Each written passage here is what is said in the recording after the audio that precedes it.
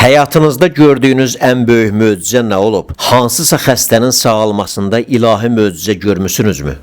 Həyatda gördüyüm ən möcüzəli xəstə ağır tireotoksikozla olan bir xəstə olubdu.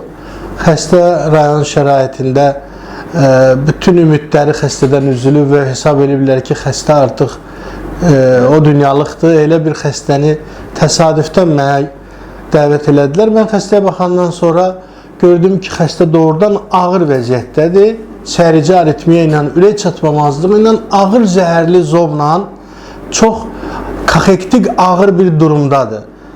Və orada müalicə həkiminə bəzi məsələləri tapşırıq verdim ki, biraz ona toksikoz əleyhinə müalicə aparsaz, biraz aritmiya əleyhinə müalicə aparsaz, biraz xəstə bir balaca özünə gəlsə, biz onu əməliyyat stoluna götürsək, zəhərli zobu götürsək, xəstənin yaşamaq şansı var. Belə bir hadisə olub.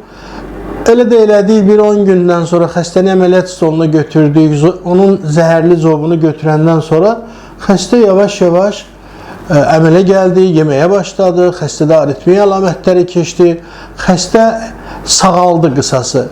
O, həm mənim üçün, həm də xəstənin yaxın adamları üçün həqiqətən bir möcüzə kimi oldu ki, necə ola bilər ki, bu qədər arıqlanmış, zəifləmiş bir insan həyatda sağ qala bildi. Bax, bu hadisə mənim başıma gəlib, o xəstə hal-hazırda da sağdır, müəllim də özü də, yardımlıda müəllim kimi çalışır. Bax, bu hadisə mənim üçün doğrudan tibbi möcüzəsini hesab eləyə bilərəm mən onu.